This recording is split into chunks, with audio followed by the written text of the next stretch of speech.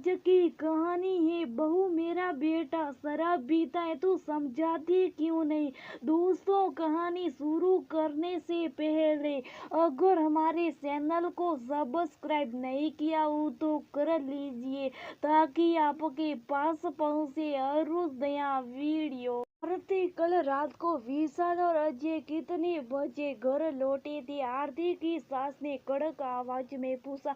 वो माँ जी, थोड़ी देरी हो गई थी, आते आते 2 बज गए थे। आरती ने धीमी आवाज में जवाब दिया। अरे तुम्हें कितनी बार बोल चुकी हूँ कि विशाल को टाइम पर घर लौटने के लिए बोला करो, तुम हो कि सुनती नहीं। सब तुम्हारी गलती, बिगाड़ कर रखा है। मेरे बेटे को जल्दी लौटने के लिए बोला कर अपने पति को। आरुषि, तुम भी तो अजय को समझा सकती थी ना, लेकिन अब तुम भी अपनी जेठानी के साथ मिलकर घर के माहौल को खराब करने में लग जाओ। सास अपनी बहुओं को डांट कर अंदर चली गई। आरती, भाभी ये सब क्या है? माँ जी हम पर गुस्सा क्यों हो रही है?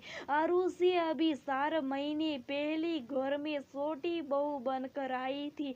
उसने अपनी जेठानी से अपनी सास के गुस्से का कारण पूछा। अरे छोड़ना आरुषि, माँ जी की तो आदत है। वो क्या है ना कि विशाल और अजय जब भी किसी पार्टी से रात को देरी से लौट कर आते तो माँ जी को लगता है कि हम उसके लिए जिम्मेदार है। लेकिन सल तो है ये है कि दोनों बेटी खुद देर रात तक पार्टी करना पसंद करते। माँ जी को तो ये भी अच्छे से पता है कि दोनों बेटे शराब भी पीते। अब तू भी तो जानती है ना कि ये लोग हमारी एक नहीं सुनते। ऊपर से इन पतियों को कुछ कह दो तो गुस्सा करने लगते।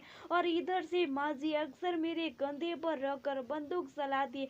कभी भी मेरे विशाल भैया या अजय को समझाना नहीं, बस मुझ पर ही बरसती रहती है। मुझे 4 साल हो चुके उन बातों को सुनते सुनते। धीरे धीरे मुझे भी माँ जी की इन बातों को सुनते की आदत पड़ जाएगी। पर भाभी हमें क्यों बेवजह मामी जी सुना कर चली गई? इसमें हमारी क्या गलती? बेटों की गलती पर बहुओं को क्यों सुनाया जा रहा है?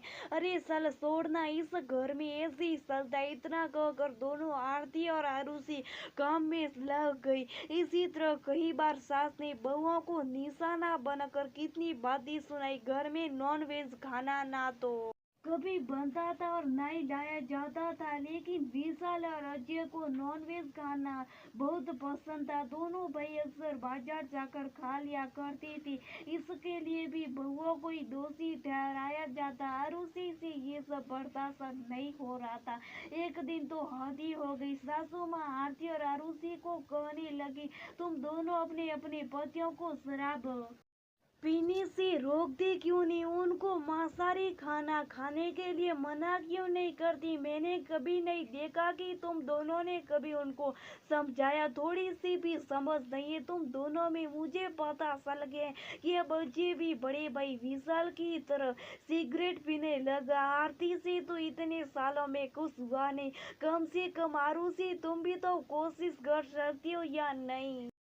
तुलसी को बहुत बुरा लगा। उस दिन तो कुछ ना कह सकी, लेकिन उसके मन को इन सब बातों से बहुत ठेस पहुंची। एक दिन सासू माँ घर में पूजा करने के लिए गई। अरुषि के मन में सलसलची मची और अपनी सास को हिम्मत जुटाकर बोली, माँ जी एक बात बताइए, क्या अजय और विशाल भैया ने शादी से पहले कभी शराब नहीं पी थी? उन्होंने क्या शादी के बाद से नॉनवेज खाना खाना शुरू किया?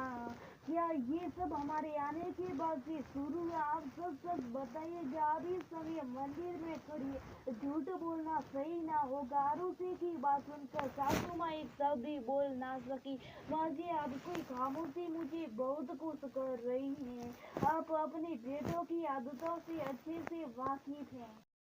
अगर आप 30 साल की अपनी परवरिश में अपने बेटों को बदल नहीं सकी तो आप हम दोनों से ये उम्मीद कैसे कर सकती है कि हम अपने पति को बदल देगी? भाभी को विशाल भैया के जीवन में आए 4 साल हो चुके और मुझे और अजय को मिले तो कुछ महीने हुए।